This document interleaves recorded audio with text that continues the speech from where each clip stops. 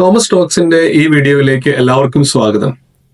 അമേരിക്കയുടെ 47ാമത് പ്രസിഡന്റായി Donald Trump അധികാരത്തിൽ എത്തുകയാണ്.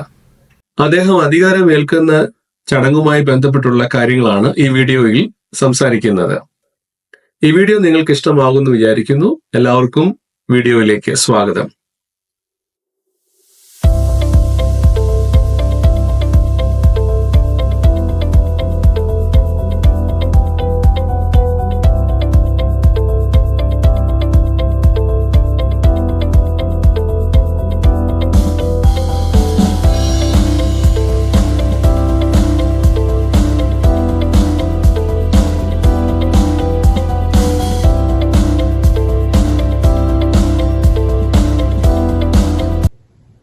റിയൽ എസ്റ്റേറ്റ് ബിസിനസ്, കാസിനോകൾ, ക്ലബ്ബുകൾ, മാർക്കറ്റിംഗ് ബിസിനസ്സുകൾ, ടെലിവിഷൻ എന്റർടൈൻമെന്റ് പ്രോഗ്രാംസ് തുടങ്ങിയ മേഖലകളിൽ ഒട്ടനവധി നിക്ഷേപമുള്ള ഒരു വമ്പൻ ബിസിനസ് ടൈക്കൂണാണ് ഡൊണാൾഡ് ട്രംപ്.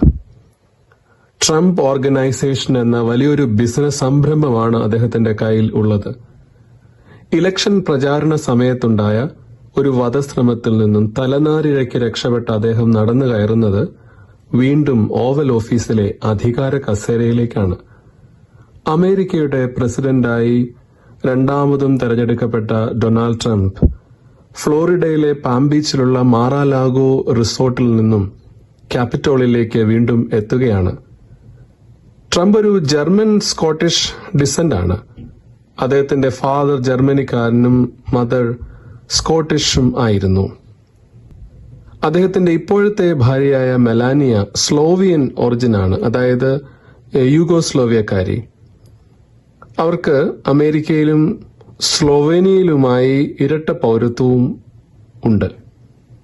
തെരഞ്ഞെടുക്കപ്പെടുന്ന പ്രസിഡന്റുമാരുടെ അധികാരമേൽക്കൽ ചടങ്ങുകൾ ജനുവരി 20 നടത്തുവാൻ നിശ്ചയിച്ചത് 1993 20th കോൺസ്റ്റിറ്റ്യൂഷണൽ അമെൻമെന്റ് പ്രകാരമാണ്. മാർട്ടിൻ ലൂതർ കിങ് ജൂനിയർ എന്ന സിവിൽ റൈറ്റ് മൂവ്മെന്റ് പോരാളിയുടെ ജന്മദിനത്തിലാണ് ഇത്തവണ സ്ഥാനമേൽക്കൽ പ്രൊസീജിയേഴ്സ് നടക്കുന്നത് എന്നൊരു സവിശേഷത ഇത്തവണയുണ്ട്. ഇനി അഥവാ 20 എന്ന തീയതി ഞായറാഴ്ചയായി വരികയാണെങ്കിൽ അധികാരമേൽക്കൽ ചടങ്ങ് 21 തീയതി തിങ്കളാഴ്ച മാത്രമേ നടത്തപ്പെടുകയുള്ളൂ. ഇത്തവണത്തെ ചടങ്ങുകൾക്ക് ട്രംപിന്റെ അടുത്ത സുഹൃത്തുക്കൾ, പ്രത്യേകിച്ച് തീവ്ര വലതുപക്ഷക്കാരൊക്കെ തന്നെ പങ്കെടുക്കുന്നുണ്ട്. അവരിൽ പ്രമുഖർ Italian prime minister Giorgia Meloni എന്ന വനിതയാണ്. അവരെ കൂടാതെ Hungarian prime minister Viktor Orban, Argentinian president Javier Milei, ഇവരൊക്കെ തന്നെ പങ്കെടുക്കുന്നു. നല്ല സ്വരച്ചേർച്ചയിൽ അല്ലെങ്കിലും ചൈനീസ് പ്രസിഡന്റ് ഷീ ജിൻപിങ്ങിനെയും ട്രംപ് ക്ഷണിച്ചിട്ടുണ്ട്. അതുകൂടാതെ ഫ്രാൻസിൽ നിന്നും ജർമ്മനിയിൽ നിന്നും തീവ്ര വലതുപക്ഷ രാഷ്ട്രീയ നേതാക്കളും ചടങ്ങിലേക്ക് എത്തുന്നുണ്ട്. ഇന്ത്യയെ പ്രതിനിധീകരിച്ചുകൊണ്ട് വിദേശകാര്യമന്ത്രി എസ് ജയശങ്കർ പങ്കെടുക്കുന്നു ഈ ചടങ്ങിൽ. സ്ഥാനാരോഹണ ചടങ്ങിലേക്ക് ക്ഷണിക്കപ്പെട്ട വിദേശ രാജ്യ പ്രതിനിധികളുടെ പങ്കാളിത്തം ശ്രദ്ധിച്ചാൽ ഡൊണാൾഡ് ട്രംപിന്റെ ആഭ്യന്തര വിദേശ നയം എന്താണെന്ന് കൃത്യമായി നമുക്ക് മനസ്സിലാക്കാനായിട്ട് കഴിയും. അത് തീർച്ചയായും ഫാർ റൈറ്റ് തന്നെ ആയിരിക്കും. ആരോഗ്യകാര്യങ്ങളാൽ Israel prime minister Benjamin Netanyahu ഈ ചടങ്ങിൽ പങ്കെടുക്കുന്നതുമില്ല. സത്യത്തിൽ ഒരു ദിവസം കൊണ്ട് തീരുന്ന ഒരു ചടങ്ങല്ല പ്രസിഡൻഷ്യൽ ട്രാൻസിഷൻ അഥവാ അധികാര കൈമാറ്റ ചടങ്ങ്. 4 ദിവസം നീണ്ടു നിൽക്കുന്ന ചടങ്ങുകളാണിത്. ആദ്യ ദിവസമായ ജനുവരി 18 ശനിയാഴ്ച വാഷിംഗ്ടൺ DC-യുടെ പടിഞ്ഞാറ് വശത്ത് സ്റ്റെർലിംഗിൽ പൊട്ടോമാക് റിവറിന്റെ തീരത്ത് ഏതാണ്ട് 800 ഏക്കറിൽ വ്യാപിച്ചു കിടക്കുന്ന ട്രംപ് നാഷണൽ ഗോൾഫ് ക്ലബിൽ പ്രസിഡൻഷ്യൽ ട്രാൻസിഷൻ കിക്ക് ഓഫ് നടത്തപ്പെടുകയാണ്. ട്രംപും ഫസ്റ്റ് ലേഡി മെലോനിയും നൽകുന്ന വിരുന്നിൽ ഇലക്ഷൻ പ്രചരണത്തിന് സ്പോൺസർ ചെയ്തവർ, അടുത്ത ബന്ധുക്കൾ, സുഹൃത്തുക്കളൊക്കെ ഈ സ്ഥലത്ത് പ്രസിഡന്റ് ട്രംപിനോടും അദ്ദേഹത്തിന്റെ കുടുംബത്തോടും കൂടെ പങ്കുചേരുകയാണ്. തുടർന്ന് വൈസ് പ്രസിഡന്റ് JD വാൻസും ഭാര്യ ഉഷ ചിലക്കുരിയും ക്യാബിനറ്റ് അംഗങ്ങൾക്കും അവരുടെ കുടുംബാംഗങ്ങൾക്കും മറ്റൊരു റിസപ്ഷനും നൽകുന്നുണ്ട്. അതിനെ തുടർന്ന് പിന്നീട് നടക്കുന്നത് ഒരു ഫയർ വർക്കാണ്. ആകാശത്തിൽ വിസ്മയ കാഴ്ചകൾ ഒരുക്കിക്കൊണ്ടുള്ള ഫയർ വർക്ക്സ്. ഇനി നമുക്ക് ഇത്തവണ ക്യാബിനറ്റിന്റെ ഭാഗമാകുന്ന ചിലരെ പരിചയപ്പെടാം. മറ്റു പല രാജ്യങ്ങളിൽ നിന്നും വ്യത്യസ്തമായി ചില ഡിപ്പാർട്ട്മെന്റിൽ ക്യാബിനറ്റ് മിനിസ്റ്റേഴ്സ് ആകണമെങ്കിൽ സെനറ്റർമാരുടെ വോട്ട് കിട്ടണം. സെനറ്റിൽ മന്ത്രിമാർ അഥവാ സെക്രട്ടറിമാർ ആകുന്നവർ ഹിയറിംഗിന് ഹാജരാകണം. ചില ബാക്ക്ഗ്രൗണ്ട് ചെക്കിങ്സ് ഒക്കെ നടത്തപ്പെടും. അവിടെ ചില ചോദ്യങ്ങൾ നേരിടണം, ഉത്തരങ്ങൾ പറയണം. പിന്നീട് വോട്ടിംഗ് നടത്തപ്പെടും. നിശ്ചിത വോട്ട് നേടിയില്ലെങ്കിൽ സെക്രട്ടറിമാർ ആകാൻ സാധിക്കുകയില്ല. സെനറ്റിൽ 100 പേരുണ്ട്. 51 വോട്ട് മിനിമം കിട്ടിയാൽ മാത്രമേ ക്യാബിനറ്റ് പദവി ലഭിക്കുകയുള്ളൂ. അപൂർവമായി വോട്ട് കിട്ടാതെ ക്യാബിനറ്റ് പദവി നഷ്ടമായവരുമുണ്ട്. ട്രംപിന്റെ ആദ്യ ക്യാബിനറ്റിൽ വേണ്ടത്ര വോട്ട് കിട്ടാതെ ക്യാബിനറ്റിൽ നിന്ന് 3 പേര് പുറത്തു പോകേണ്ടി വന്നു. ഈ ക്യാബിനറ്റിൽ ആദ്യമായി പ്രസിഡന്റാണ്, അതിനുശേഷം വരുന്നത് വൈസ് പ്രസിഡന്റാണ്. പ്രസിഡന്റ്, വൈസ് പ്രസിഡന്റ് എന്നിവർ സെനറ്റിന് മുൻപിൽ അവരുടെ ഇന്റർവ്യൂവിന് ഹാജരാകേണ്ടതില്ല. നമുക്കറിയാവുന്നതുപോലെ ഇത്തവണ വൈസ് പ്രസിഡന്റായി മത്സരിച്ച് ജയിച്ചിട്ടുള്ളത് JD വാൻസ് ആണ്. അദ്ദേഹത്തിന്റെ ഭാര്യ ഉഷ ചിലക്കുരി ആന്ധ്രാപ്രദേശിൽ നിന്നുള്ള ദമ്പതികളുടെ മകളാണ്. അവർ സാന്റിയാഗോയിൽ വെച്ച് പരിചയപ്പെട്ട് വിവാഹിതരായവരാണ്. അടുത്തയാൾ ക്യാബിനറ്റിൽ പ്രധാന പദവി വഹിക്കുന്നത് മാർക്കോ റൂബിയോ എന്ന ആളാണ്. ക്യൂബൻ അമേരിക്കൻ ഒറിജിനുള്ളയാളാണ് ക്യാബിനറ്റിലെ 3ാമനായി വരുന്ന സ്റ്റേറ്റ് സെക്രട്ടറിയായ മാർക്കോ റൂബിയോ. അദ്ദേഹത്തിന്റെ പേരൻസ് ക്യൂബയിൽ നിന്നും ബാറ്റിസ്റ്റയുടെ ദുർഭരണ കാലത്ത് അമേരിക്കയിലേക്ക് കുടിയേറിയവരാണ്. ഫ്ലോറിഡയിൽ കുടിയേറി പാർത്തവരാണ് അദ്ദേഹത്തിന്റെ മാതാപിതാക്കൾ. എന്ന് മാത്രമല്ല, ഫ്ലോറിഡയിൽ അറിയപ്പെടുന്ന ഒരു സെനറ്ററുമായിരുന്നു അദ്ദേഹം എന്ന് നമുക്ക് മനസ്സിലാക്കാനായിട്ട് സാധിക്കുന്നു. ലാറ്റിൻ അമേരിക്കൻ സമൂഹത്തെ ട്രംപ് വിശ്വാസത്തിൽ എടുക്കുന്നു എന്ന സൂചനയാണ് റൂബിയോയുടെ ഈ സ്ഥാനലബ്ധി. മറ്റൊരാൾ പമീല ബോണ്ടിയാണ്. Italian വേരുകളുള്ള പമീല Bondi. അവരായിരിക്കും പുതിയ അറ്റോർണി ജനറൽ. അടുത്തയാൾ പീറ്റ് ഹെക്സത്ത് എന്ന ആളാണ്. അദ്ദേഹമാണ് പുതിയ ഡിഫൻസ് സെക്രട്ടറിയായി വരുന്നതെന്ന് മനസ്സിലാക്കുന്നു. അഫ്ഗാനിസ്ഥാൻ, ഇറാഖ് യുദ്ധങ്ങളിലൊക്കെ പീറ്റ് ഹെക്സത്ത് പങ്കെടുത്തിട്ടുണ്ട്. ചില ലൈംഗിക ആരോപണങ്ങൾ, അബ്യൂസ് കേസുകൾ അദ്ദേഹത്തിനെതിരെ വന്നിട്ടുള്ളതുകൊണ്ട് ബാക്ക്ഗ്രൗണ്ട് ചെക്കിങ്ങിൽ അദ്ദേഹത്തിന് ഒത്തിരി പ്രതിസന്ധികൾ നേരിടേണ്ടതായിട്ട് വന്നിട്ടുണ്ട്. എന്ന് മാത്രമല്ല, ഇദ്ദേഹത്തെ പ്രതിരോധ സെക്രട്ടറി ആക്കുന്നതിനെതിരെ, പെന്റഗൺ നിയന്ത്രിക്കാൻ പോകുന്ന പ്രതിരോധ സെക്രട്ടറി ആക്കുന്നതിനെതിരെ പല സെനറ്റർമാരും ഇതിനകം തന്നെ രംഗത്ത് വന്നിട്ടുണ്ട്. സെനറ്റ് ഹിയറിംഗിൽ ഹേഗിന് വളരെയധികം രൂക്ഷമായ വിമർശനമാണ് സെനറ്റർമാരിൽ നിന്നുണ്ടായത്. പീറ്റ് ഹെക്സത്ത് അവിടെ വിയർത്ത് പോകുന്നത് നമ്മൾ നേരിട്ട് ദൃശ്യമാധ്യമങ്ങളിലൂടെ കണ്ടതുമാണ്. അദ്ദേഹം ഒരു പക്ഷേ ക്യാബിനറ്റിൽ തിരഞ്ഞെടുക്കപ്പെട്ടേക്കാം. ക്യാബിനറ്റിലെ അടുത്ത പ്രധാനി ഹോംലാൻഡ് സെക്യൂരിറ്റി ഡിപ്പാർട്ട്മെന്റ് കൈകാര്യം ചെയ്യുന്ന ക്രിസ്റ്റി നോം ആണ്. മറ്റൊരാൾ കാശ്യപ് പട്ടേൽ, ഗുജറാത്തി ഒറിജിനുള്ള കാശ്യപ് പട്ടേൽ FBI അമരക്കാരനാകും എന്ന് ഏതാണ്ട് ഉറപ്പായി. മറ്റൊരാൾ ഡോക്ടർ ജയ് ഭട്ടാചാര്യ, കൊൽക്കത്തക്കാരനാണ് ഇദ്ദേഹം. അദ്ദേഹം നാഷണൽ ഇൻസ്റ്റിറ്റ്യൂട്ട് ഓഫ് ഹെൽത്തിന്റെ ഡയറക്ടറായിട്ട് ക്യാബിനറ്റിൽ പ്രവേശിക്കുമെന്ന് ഏതാണ്ട് ഉറപ്പായി. സ്റ്റാൻഫോർഡ് യൂണിവേഴ്സിറ്റിയിലെ ഫിസിഷ്യനാണ് അദ്ദേഹം. എന്ന് മാത്രമല്ല, എക്കണോമിക്സിൽ അദ്ദേഹത്തിന് ഡോക്ടറേറ്റും ഉണ്ട്. അടുത്തയാൾ തുൾസി ഗബാർഡ്, നാഷണൽ ഇന്റലിജൻസ് ഡയറക്ടറായിട്ട് തുൾസി വരികയാണ്. അമേരിക്കൻ സമോവയിൽ നിന്നുള്ള ഒരാളാണ് തുൾസി ഗബാർഡ്. എന്ന് മാത്രമല്ല, അവരൊരു വൈഷ്ണവ കൃഷ്ണ ഭക്തയാണ്. അവർ ഹിന്ദുയിസം പ്രാക്ടീസ് ചെയ്യുന്നു. മറ്റൊരാൾ ഇലോൺ മസ്ക് ആണ്, വലിയൊരു ബിസിനസ് ടൈക്കൂൺ. ഗവൺമെന്റ് എഫീഷ്യൻ ഹെഡായിട്ടാണ് അദ്ദേഹം ക്യാബിനറ്റിലേക്ക് വരുന്നത്. മറ്റൊരാൾ വിവേക് രാമസ്വാമിയാണ്. അദ്ദേഹം ഒരു വലിയ ഫാർമസ്യൂട്ടിക് എന്റർപ്രണറാണ്. അദ്ദേഹവും ഗവൺമെന്റ് എഫീഷ്യൻ ഹെഡായി ക്യാബിനറ്റിലേക്ക് വരുന്നു.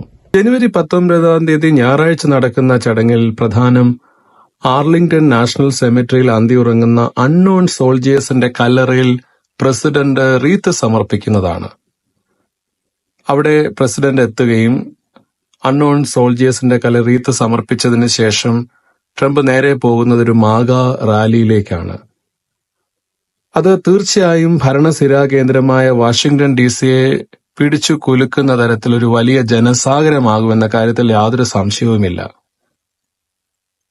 രാത്രിയിൽ പിന്നീട് കാൻഡിൽ ലൈറ്റ് ഡിന്നർ എന്ന പരിപാടി നടക്കുകയാണ്. സമൂഹത്തിന്റെ വിവിധ മേഖലകളിൽ നിന്നുമുള്ള പ്രമുഖർ ഞായറാഴ്ച രാത്രിയിൽ ആ ചടങ്ങിൽ പങ്കെടുക്കും. അതോടുകൂടി ഞായറാഴ്ചത്തെ പരിപാടികൾ അവിടെ അവസാനിക്കുകയും ചെയ്യും. ജനുവരി 20 തിങ്കളാഴ്ചയാണ് അധികാര പ്രവേശനത്തിന്റെ പ്രധാന ചടങ്ങുകൾ നടത്തപ്പെടുന്നത്. രാവിലെ നിയുക്ത പ്രസിഡന്റ് സെന്റ് ജോൺസ് എപ്പിസ്കോപ്പൽ ചർച്ചിലെ ആരാധനയിൽ പങ്കെടുക്കുന്നതോടുകൂടി അത് ആരംഭിക്കുന്നു. അമേരിക്കയുടെ 4ാമത്തെ പ്രസിഡന്റ് ആയിരുന്ന മാഡിസൺ ആണ് ഈ ട്രഡീഷൻ ആരംഭിച്ചത്. അതിനെ തുടർന്ന് പ്രസിഡന്റായി വരുന്ന ആൾ സ്വയറിംഗ് സെറമണിയുടെ അന്ന് രാവിലെ ഈ എപ്പിസ്കോപ്പൽ ചർച്ചിൽ ആരാധനയിൽ പങ്കെടുക്കുന്നതോടുകൂടി സ്വയറിംഗ് സെറമണി ഡേ ആരംഭിക്കുകയാണ്. തുടർന്ന് വൈറ്റ് ഹൌസിൽ ടീ പാർട്ടി നടത്തപ്പെടുന്നു. അതിനുശേഷം 12 മണിക്ക് US ക്യാപിറ്റോൾ ബിൽഡിങ്ങിനുള്ളിൽ പ്രത്യേകം ക്രമീകരിച്ചിരിക്കുന്ന പ്ലാറ്റ്ഫോമിൽ നിന്നുകൊണ്ട് ട്രംപ് സത്യവാചകം ചൊല്ലി അധികാരം ഏൽക്കും. ഇത്തവണ കടുത്ത തണുപ്പും മറ്റ് സാഹചര്യങ്ങളും ഉള്ളതുകൊണ്ടാണ് ക്യാപിറ്റോൾ ബിൽഡിങ്ങിന് ഉള്ളിൽ ഈ പ്ലാറ്റ്ഫോം ക്രമീകരിച്ചിരിക്കുന്നത്. സാധാരണഗതിയിൽ അതിന് പുറത്ത് തുറസായ സ്ഥലത്താണ് അത് ക്രമീകരിക്കുന്നത്. വെറും 35 വാക്കുകൾ മാത്രമേ സത്യവാചകത്തിലുള്ളൂ. അത് നിങ്ങൾക്ക് ഈ സ്ക്രീനിൽ കാണാവുന്നതാണ്. വലത് കൈ ഉയർത്തി ഇടത് കൈ വിശുദ്ധ ബൈബിളിന്റെ മുകളിൽ വെച്ചുകൊണ്ടാണ് സത്യപ്രതിജ്ഞാ ചടങ്ങ് അഥവാ സ്വയറിംഗ് ചെയ്യുന്നത്. കെന്നഡി കൊല്ലപ്പെട്ടതിന് ശേഷം വൈസ് പ്രസിഡന്റ് ആയിരുന്ന ലിൻഡൺ ജോൺസൺ ബൈബിളിന് പകരം കെന്നഡിയുടെ ബറിയലിന് ഉപയോഗിച്ച ശുശ്രൂഷാക്രമത്തിന് മുകളിൽ കൈവച്ചാണ് സ്വയറിംഗ് നടത്തിയത്. സ്വയറിംഗിനെ തുടർന്ന് പുതിയ പ്രസിഡന്റ് പിന്നീട് രാജ്യത്തെ അഭിസംബോധന ചെയ്തുകൊണ്ട് സംസാരിക്കും. തുടർന്ന് സ്ഥാനമൊഴിയുന്ന പ്രസിഡന്റിനും കുടുംബത്തിനും ഫെയർവെൽ നൽകി അദ്ദേഹത്തെ യാത്രയാക്കും. അതിനുശേഷം പുതിയ പ്രസിഡന്റിന്റെ സൈനിങ് റൂം സെറിമണിയാണ്. ക്യാപിറ്റോളിലെ അദ്ദേഹത്തിന്റെ ഓഫീസിൽ അദ്ദേഹം പ്രവേശിച്ച് പ്രത്യേക രജിസ്റ്ററുകളിൽ ഒക്കെ ഒപ്പിടുകയും വേണ്ടുന്ന നിയമപരമായ കാര്യങ്ങളൊക്കെ ചെയ്യുകയും ചെയ്യുന്നു. തുടർന്ന് ജോയിന്റ് കോൺഗ്രിഗേഷണൽ കമ്മിറ്റി നൽകുന്ന ലഞ്ചാണ്. അതിൽ പുതിയ പ്രസിഡന്റും വൈസ് പ്രസിഡന്റും അവരുടെ കുടുംബാംഗങ്ങളും വിശിഷ്ട അതിഥികളും കോൺഗ്രസ് മെൻസും ഒക്കെ അതിനകത്ത് പങ്കെടുക്കും. തുടർന്ന് പുതിയ president guard of owner parade സ്വീകരിക്കും. തുടർന്ന് അദ്ദേഹം വൈറ്റ് ഹൌസിൽ ഓവൽ ഓഫീസിലേക്ക് എത്തുന്നു. ആ ഓഫീസിൽ അദ്ദേഹം അധികാരം ഏറ്റെടുക്കുകയാണ്. വൈകുന്നേരം commander in chief ball, liberty inaugural ball, starlight ball എന്നിങ്ങനെയുള്ള 3 ഒഫീഷ്യൽ സെലിബ്രേഷൻസ് നടക്കുന്നു. അത് പ്രസിഡന്റ് തന്നെ നേതൃത്വം നൽകുന്ന ഒഫീഷ്യൽ സെലിബ്രേഷൻസ് ആണ്. അതിൽ സംഗീത നൃത്ത പരിപാടികൾ അരങ്ങേറും. അതിനെ തുടർന്ന് പ്രസിഡന്റ് അതിൽ സംസാരിക്കും. അതോടുകൂടി അന്നത്തെ ചടങ്ങുകളെല്ലാം അവസാനിക്കുകയും ചെയ്യും. ജനുവരി 21 ചൊവ്വാഴ്ച രാവിലെ പ്രസിഡന്റും വൈസ് പ്രസിഡന്റും അവരുടെ കുടുംബാംഗങ്ങളും വാഷിംഗ്ടൺ നാഷണൽ കത്തീഡ്രലിൽ ആരാധനയിൽ പങ്കെടുക്കുന്നതോടുകൂടി ചൊവ്വാഴ്ചത്തെ ചടങ്ങുകൾ ആരംഭിക്കുന്നു. സാധാരണ ഇത് ഇന്റർഫെയ്ത്ത് എക്യുമെനിക്കൽ ആരാധനയായിട്ടാണ് നടത്തപ്പെടുന്നത്. ഇത്തവണ ഈ ആരാധനയിൽ പ്രസംഗിക്കുന്നത് വാഷിംഗ്ടൺ എപ്പിസ്കോപ്പൽ ബിഷപ്പായി ശുശ്രൂഷ നിർവഹിക്കുന്ന റൈറ്റ് റെവറൻ മരിയൻ എഡ്ഗാർ ബുഡെയാണ്.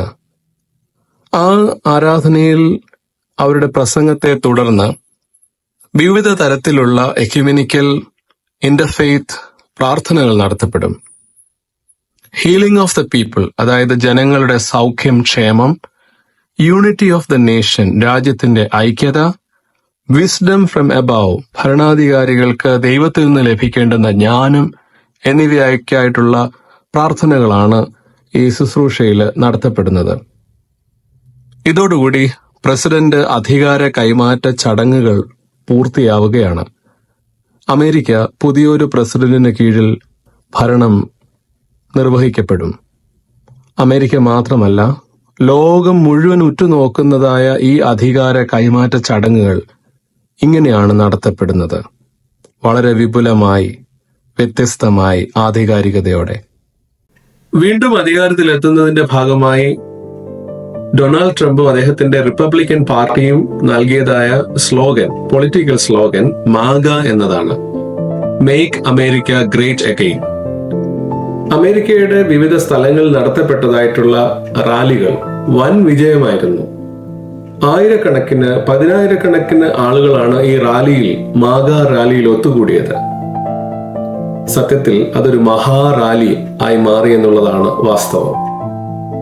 ഈ മഹാറാലിയുടെ, മാഗ റാലിയുടെ പരിസമാപ്തി ക്യാപിറ്റോൾ ഹില്ലിൽ നടക്കുകയാണ്. ഈ വീഡിയോ നിങ്ങൾക്ക് ഇഷ്ടമായെന്ന് വിചാരിക്കുകയാണ്. ഈ വീഡിയോ കണ്ട നിങ്ങൾ ദയവായി ഈ ചാനൽ സബ്സ്ക്രൈബ് ചെയ്യുകയും ലൈക്ക് ചെയ്യുകയും ചെയ്യുക, ഷെയർ ചെയ്യുക. ഇതുമായി ബന്ധപ്പെട്ട മറ്റെന്തെങ്കിലും വിവരങ്ങൾ നിങ്ങൾക്ക് അറിയണമെന്നുണ്ടെങ്കിൽ കമന്റ് ബിലോ. പുതിയൊരു വീഡിയോയുമായി നമുക്കിനിയും കാണാം. അതുവരെ ബൈ.